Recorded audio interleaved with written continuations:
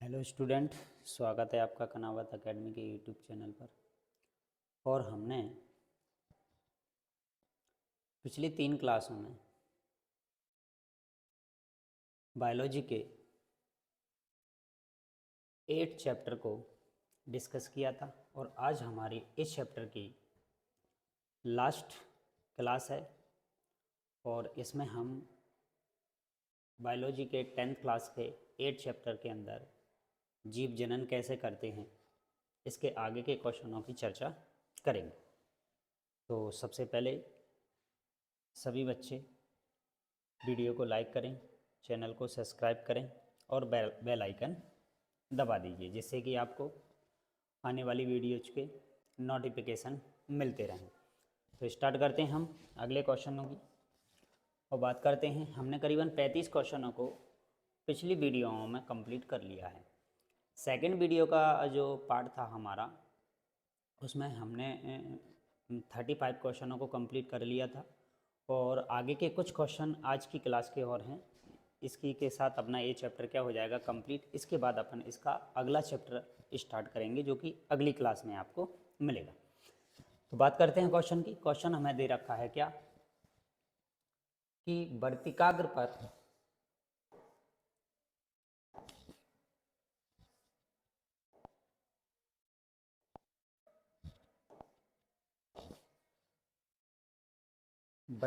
पर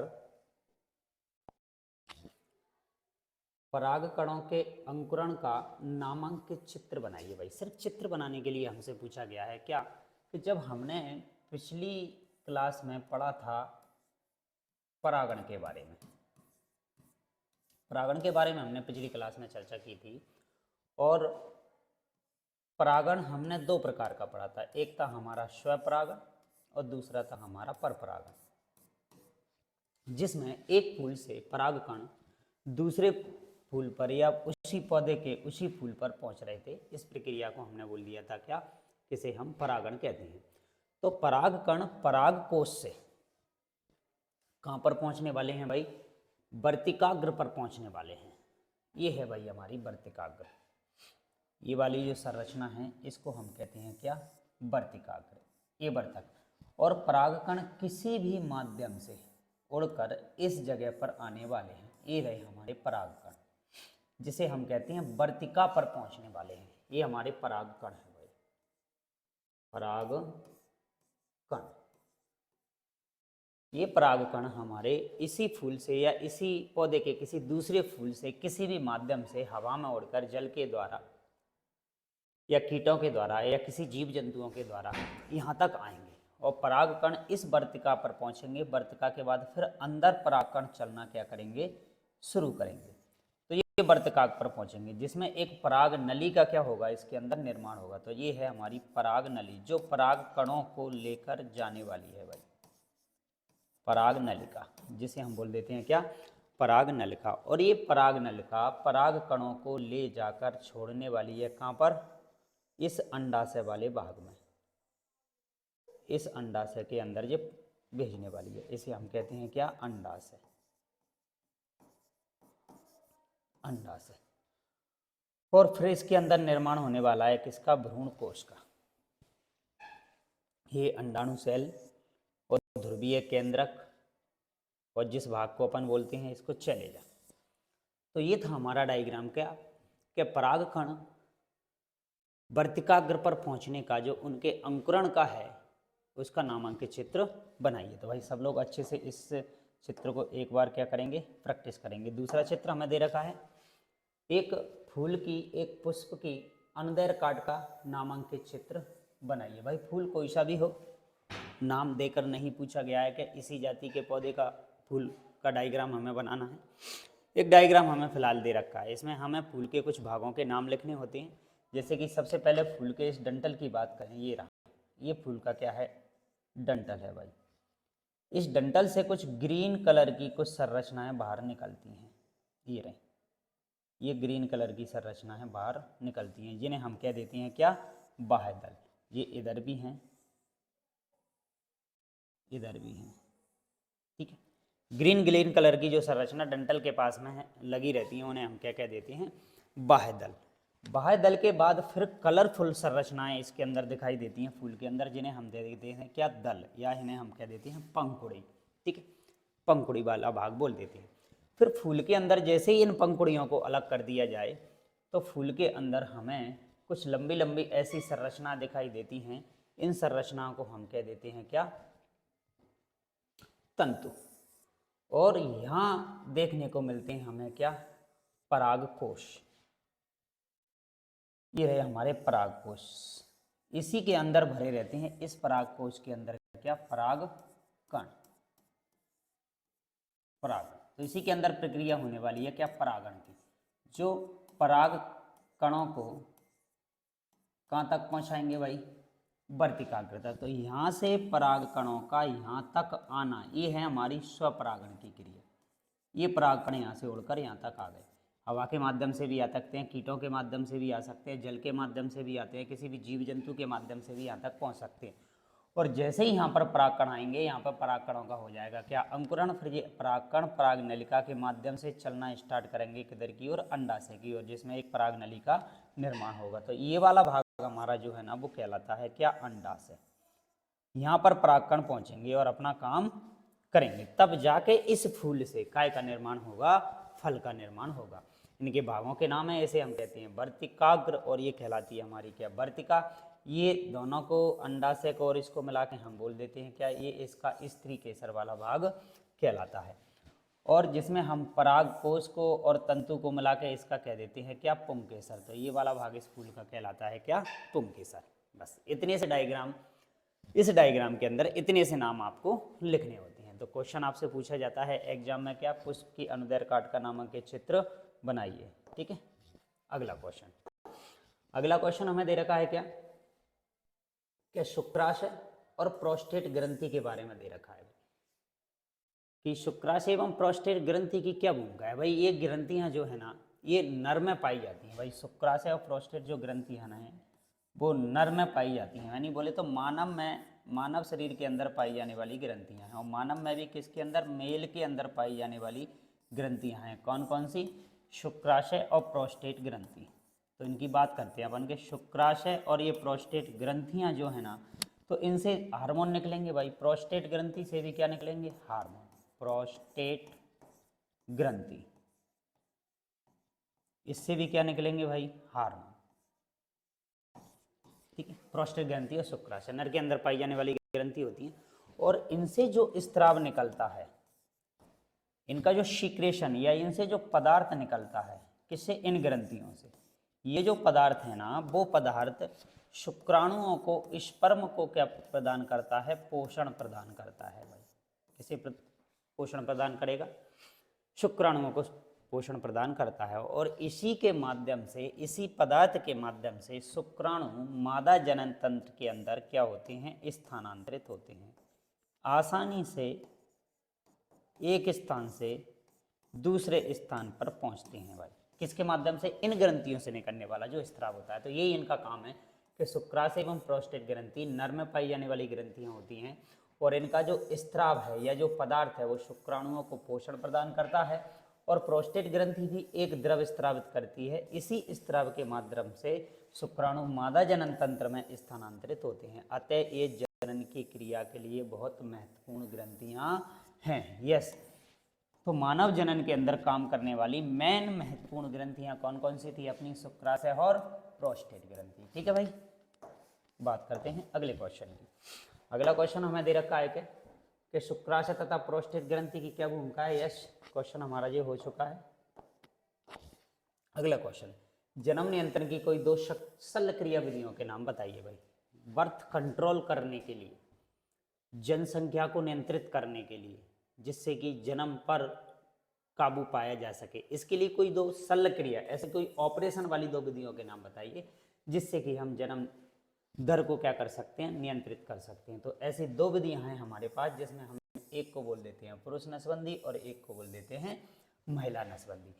पुरुष नसबंदी के अंदर शुक्र वाहिनी को काटकर बांध दिया जाता है, और महिला नसबंदी के अंदर अंड वाहिनी को काटकर बांध दिया जाता है। तो पुरुष नसबंदी के अंदर किसको, जहाँ से शुक्राणु चलते हैं उस शुक्रवाहिनी जिसे हम कहते हैं, जिसमें से होकर शुक्राणु मादा जनन तंत्र के अंदर स्थापित होंगे, जिसे हम कहते हैं शुक्रवाहिनी। इस शुक्रवाहिनी को काट कर क्या कर दिया जाता है, बांध दिया जाता है। तो शुक्राणु क्या है, मादा जनन तंत्र में स्थानांतरित नहीं होते हैं। और जब शुक्राणु अंडाणु का मेल नहीं होगा तो निषेचन नहीं होगा, निषेचन नहीं होगा तो शिशु का निर्माण नहीं हो सकता। तो इस क्रिया को हम कह देते हैं क्या, वैसेक्टोमी, या बोले तो पुरुष नसबंदी। ऐसे ही दे रखा है महिला के अंदर, कि महिला के अंदर अंडवाहिनी को काट कर बांध दिया जाता है। अंडवाहिनी जिससे अंडाणु निकलते हैं, अंडवाहिनी जिसे हम कहते हैं अंडवाहिनी, फैलोपियन ट्यूब, इसको भी काट कर क्या कर दिया जाता है, बांध दिया जाता है भाई, इस तरीके से। तो इसे कहते हैं हम ट्यूबेक्टोमी। तो ट्यूबेक्टोमी किस में है भाई, महिलाओं में, और वैसेक्टोमी किसके अंदर है, पुरुष में। तो बात करते हैं जन्म नियंत्रण करने के लिए ऑपरेशन दोनों में किया जा सकते हैं, पुरुष में भी किया जा सकता है भाई ऑपरेशन शल्य क्रिया के द्वारा, और महिला में भी किया जा सकता है। जब महिला में इस ऑपरेशन विधि का उपयोग किया जाता है तो उसे बोलते हैं हम क्या, ट्यूबेक्टोमी, और जब इसी विधि का उपयोग पुरुष में किया जाता है तो इसे कहते हैं हम वैसेक्टोमी। वैसेक्टोमी वाली कंडीशन में या पुरुष वाली नसबंदी में हम शुक्रवाहिनी को काट कर बांध देते हैं, और ट्यूबेक्टोमी के अंदर हम अंडवाहिनी को काटकर बांध देते हैं, जिससे कि अंडाणु और शुक्राणु का निषेचन नहीं हो पाएगा, और निषेचन नहीं होगा तो जन्म को हम क्या कर सकते हैं, कंट्रोल कर सकते हैं। यस। अगला क्वेश्चन पूछा गया है, मानव के अंदर वृषण के क्या कार्य हैं भाई। वृषण जो है ना नर के अंदर पाए जाते हैं, और नर में वृषण के द्वारा निर्माण होता है, या वृषण में निर्माण होता है किसका, शुक्राणुओं का। यस। जिस तरीके से अंडाणुओं का निर्माण अंडाशय में होता है, उसी तरीके से वृषण के अंदर शुक्राणुओं का क्या होता है, निर्माण होता है। ठीक है। इससे कुछ हार्मोन भी निकलते हैं, जैसे कि टेस्टोस्टेरोन हार्मोन, जो हमारा लिंग हार्मोन है, और ये भी जनन में महत्वपूर्ण भूमिका निभाता है। ठीक है। तो बात करते हैं, वृषण जो है ना उदर गुहा के बाहर वृषण कोश में स्थित होते हैं, स्क्रोटम जिसे हम कहते हैं, और इनका मुख्य कार्य शुक्राणु और पुरुष उत्तेजित द्रव को बनाना होता है। इससे टेस्टोस्टेरोन हार्मोन का उत्पादन होता है वृषण में, जो कि एक जनन की क्रिया के लिए महत्वपूर्ण भूमिका निभाता है, जो लड़कों में यौवन अवस्था के आरंभ को भी क्या करता है, नियंत्रित करता है। तो भाई ये काम है अपना किसका, इसका। नेक्स्ट है क्वेश्चन हमारा कि किन्हीं 3 उभयलिंगी जीवों के नाम बताइए भाई। उभयलिंगी जीवों के नाम बताइए। उभयलिंगी का मतलब यह है कि ये जीव ऐसे हैं इनके अंदर मेल और फीमेल एक ही होता है।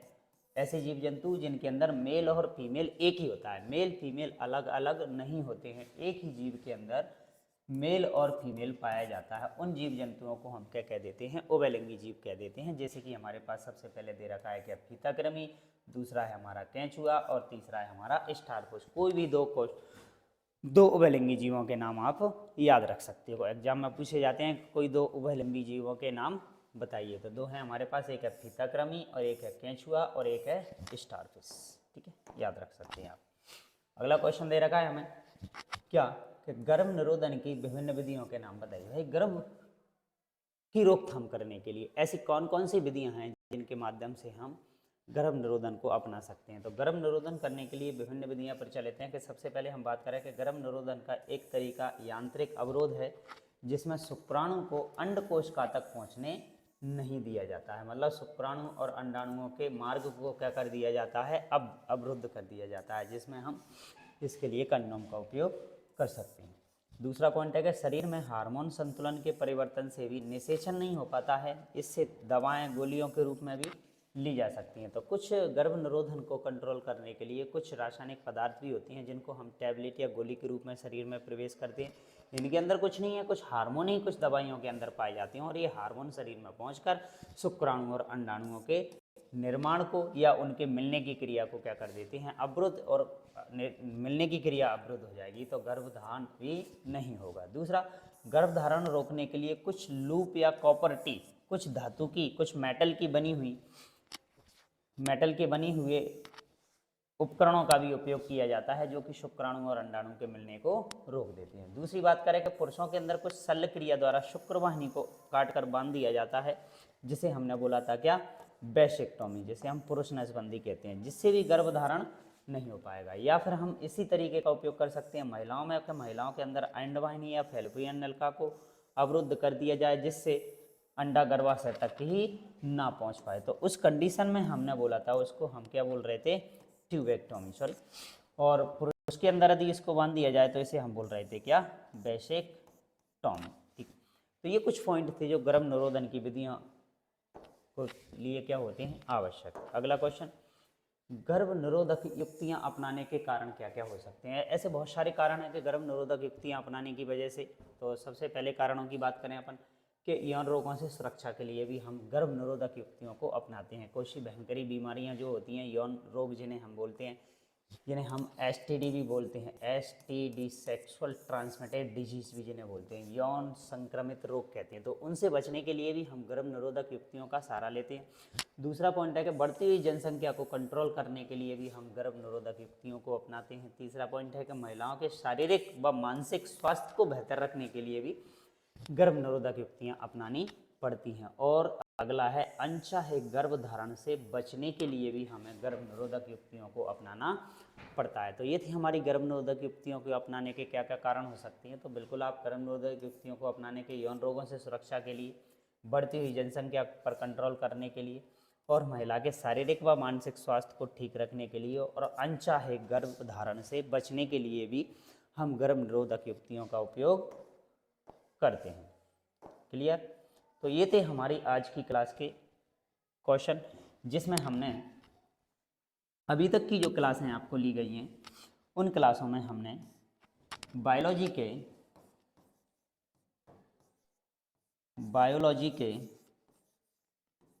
6 चैप्टर को कंप्लीट कर लिया है, 7 चैप्टर को कंप्लीट कर लिया है, और आज की क्लास में हमने 8 चैप्टर को भी क्या कर लिया है, कंप्लीट कर लिया है। इस तरीके से हमने बायोलॉजी के 3 चैप्टरों को अभी तक की क्लासों में कंप्लीट कर लिया है। इनकी सारी क्लासें आपको यूट्यूब चैनल पर, कनावत एकेडमी यूट्यूब चैनल पर आपको कंप्लीट मिल जाएंगी, जिसकी आपके लिए प्लेलिस्ट भी तैयार कर दी गई है, जिसमें आप आसानी से उन क्लासों को पार्ट बाई पार्ट में भी देख सकते हो। फर्स्ट क्लास, सेकंड क्लास, कौन कौन सी क्लासें हैं, कौन से चैप्टर को डिस्कस किया गया है, उसमें कौन कौन से क्वेश्चन समझाए गए हैं, पढ़ाए गए हैं, आप बिल्कुल आसानी से इनको एक बार समझ सकते हो और आसानी से अपनी क्लास को बनाए रख सकते हैं।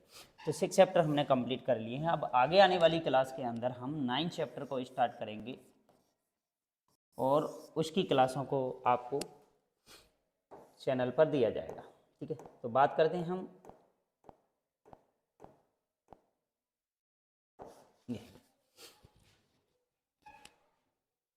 तो हमारा सेशन जो चल रहा है वो class 10th biology NCERT syllabus के अनुसार एमपी बोर्ड की क्लासों को हम कंप्लीट कर रहे हैं, जिसके अंदर हमने इस सेशन के अनुसार हमने अभी यूट्यूब पर सभी बच्चों के लिए बायोलॉजी की फ्री क्लासें दी जा रही हैं भाई।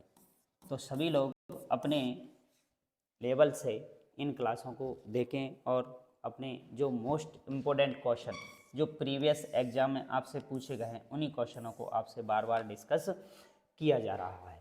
ठीक है, तो एनसीईआरटी पैटर्न के अनुसार हमने करीबन बायोलॉजी के पोर्शन के 3 चैप्टरों को डिस्कस कर लिया है, और आगे आने वाली क्लास के माध्यम से आपको आगे का चैप्टर हम नेक्स्ट स्टार्ट करेंगे। तो इसके लिए आप लोग सबसे पहले वीडियो को लाइक करें, चैनल को सब्सक्राइब करें, और बेल आइकन दबाना ना भूलें, जिससे कि ज़्यादा से ज़्यादा इस चैनल पर आने वाली वीडियो की इन्फॉर्मेशन आपको समय से मिल सके।